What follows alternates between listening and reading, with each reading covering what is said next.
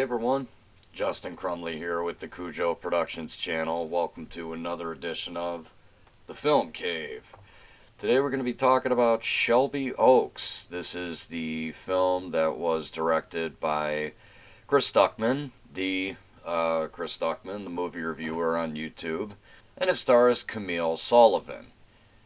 A small group of ghost hunting YouTubers go missing while recording an episode in a place called Shelby Oaks. Many years later, the older sister of one of the missing YouTubers sets out to find her after getting a major clue. And as I mentioned at the beginning of this review, this is the directorial debut of Chris Stuckman, the movie reviewer.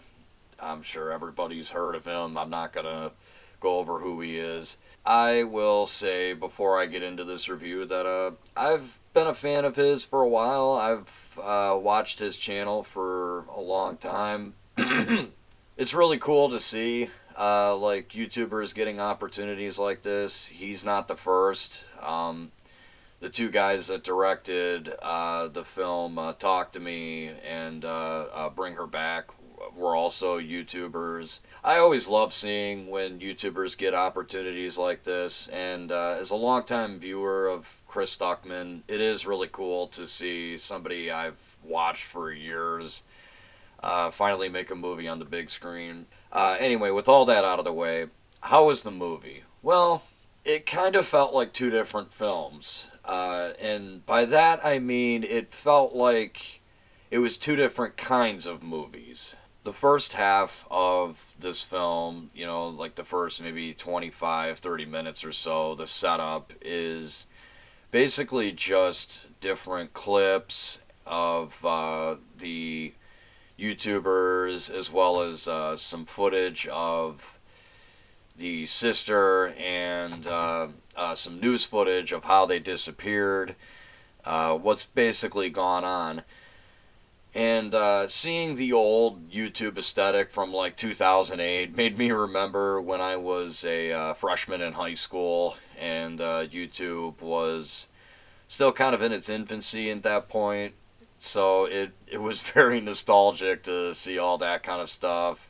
I thought the found footage aspect was really good. It made me think of Blair Witch, which I have heard this movie compared to, and I definitely see those comparisons.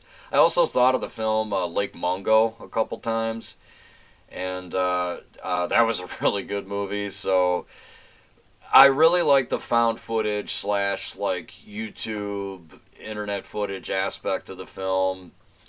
Once you get into the second part of the film and it starts to become more of a traditional film, and it follows the sister trying to find the younger sister and piece together where exactly she is and what happened to her.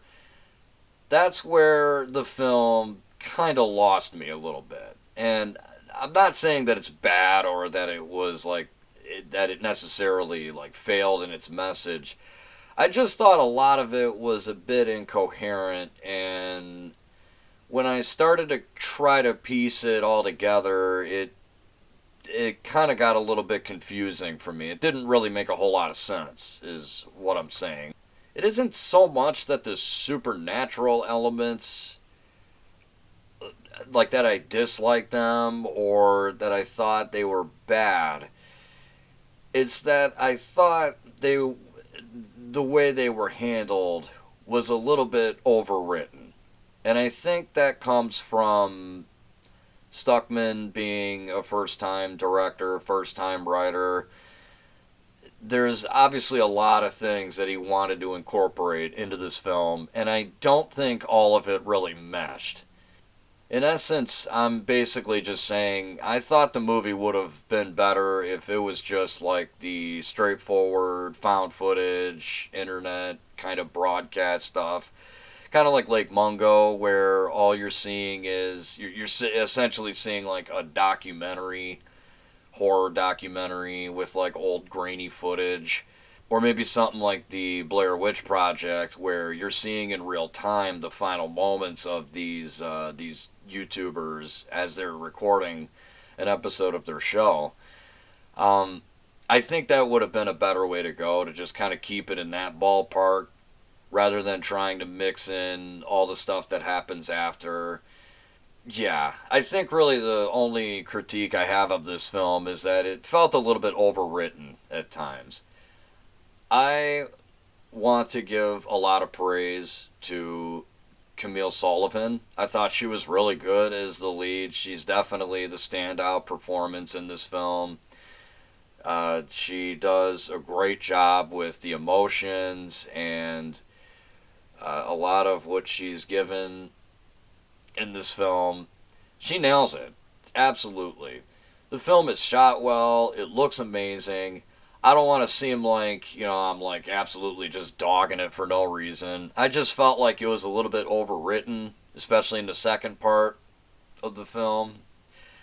But that being said, that really could just come down to wanting to incorporate a lot of things into one thing. And, well, as someone who's working on a project, myself, that's also kind of a story. It's not a movie or anything. I'm not doing anything big like that, but I'm also in the process of writing my own story, and sometimes my buddy has to kind of tell me like, "Hey, man, you're overwriting it. You're overwriting. You gotta simplify it a little bit." So I just think it kind of happens when you're writing a story and you want to incorporate a lot of elements. But overall, for Chris Stuckman's first film, I thought this was really good, and I'm definitely looking forward to seeing what he does going forward. I want to see more movies from him.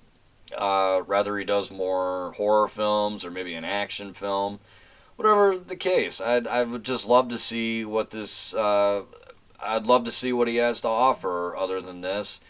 And yeah, for a first film, I think this is a pretty good way to start your directorial career. All right, guys, that's all I have for you today. If you guys have seen Shelby Oaks, be sure to let me know what you thought in the comment section below. And as always, I'm Justin Crumley, and this is Cujo Productions saying, stay awesome.